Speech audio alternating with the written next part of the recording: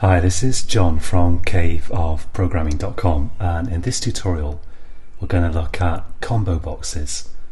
Combo boxes are sort of like a combination of a text field and a list box, where you have like a kind of drop down thing at the side of the box, and they work pretty much like list boxes, except that you can make them editable, which allows users to enter their own values in them.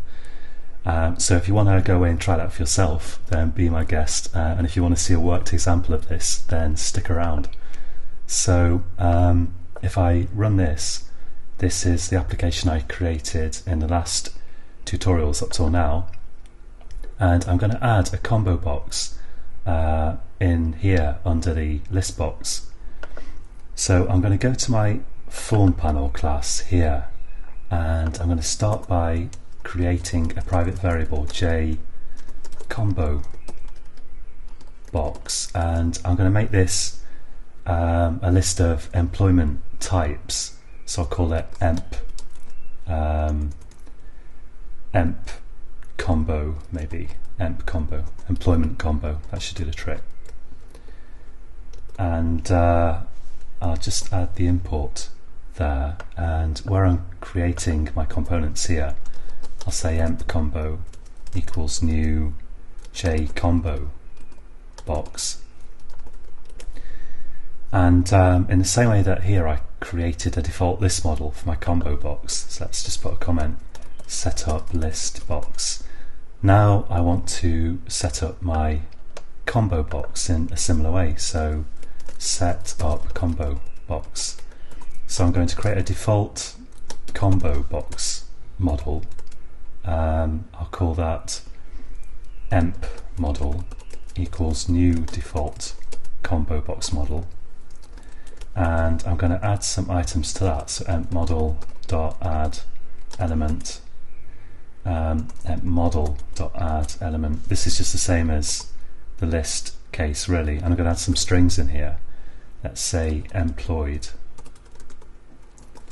and I'm just going to copy that and paste in a couple more, and let's have self-employed and unemployed, and then I'm going to set that model on the combo box. So emp combo dot set model emp model. Now I can already add that combo box to my layout, but this layout is actually getting a bit complex. If we look at the class here, it's getting quite big, and there's a hell of a lot of stuff in one method. So just to make it a little bit more readable, what I'm going to do is I am going to add a method here, public void layout components, and I'm going to take this layout code here that uses the grid bag layout right up to here, do Control X, and I'm going to paste it in there, so at least we've got the grid bag layout stuff in a different method. And here I can call layout components. So it's always good to hit the green run button after you've made any kind of major change. So at the moment it still looks the same and appears to work, so that's good. What I'm going to do now is I want to make just a little adjustment to this this layout to make it a bit easier to add new components.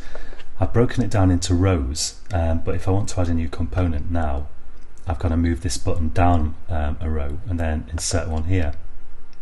So just to make it a little bit easier, I'm going to go to the top here, and I'll set grid Y right at the beginning here. And then when I get to the next row, I'm going to take grid Y out and put it here and just do plus plus. And this means that I've got to always do this row by row, otherwise it'll get horribly tangled. But and you have to kind of do this thing very judiciously, because you could really mess up your layout if you're not careful. But I think at this point it's going to simplify things a bit if I increment the row each time instead of setting the row to an actual number. So let's do the final one here. and let's check that it still looks okay and I haven't messed anything up. And another thing I want to do actually is add a label on the left hand side here, but I'm going to do that in just a second after I've added my combo box. So let's change this from the comment from 4th row to just next row, because these are just going to be more rows. And then to add in a new row now, I can copy this, which is my list box, and just paste it in. And if I've got this right, if I add in now emp combo and I run that, I'm going to get my combo box here. It's very nice. Let's add in a label as well. So some of my controls have labels like here, and I think if I copy that and I go down here, so here's my age list, and let's go after I've set the weights. I should be able to just create a new label here, because I don't really have to have the labels as instance variables. I can just use them here because the labels are probably not going to change. So I can just create a label on the fly here and say new J label, and this should say age colon, like that. I forgot what this was called for a minute. Okay, and if I run that, let's just take a look at it, see if it works. So we've got age there, but I want to align age. I want to put it at first line end, so rather than line end. So the first line end is kind of top. It's kind of top right. So there we go. That looks pretty good. And I'm going to use that again for my combo box. So let's paste this in here, and this time it's going to be new J label employment, and I run that, and that looks terrible because it's aligned sort of at the bottom there. So let's try putting that as well first line end, see how that looks. That's not so bad, I would say. And now to get the values from this combo box, it's pretty much the same as with the list box. It's very similar. I can do here, let's say string emp cat equals new, actually equals, sorry, string, so a typecast here, and emp combo, and instead of being get selected value, it's get selected item. And also, like, if you want to have multiple selection in there, you can, and you can return an array of selected objects. So actually, come to think of it, with JLists you can allow multiple selection by doing age, in this case it will be, for example, agelist.set selection mode, and you can, if you look at the documentation for that, you can allow it multiple items to be selected. But I think in a combo box you can't actually select multiple items. I think I'm wrong to say that.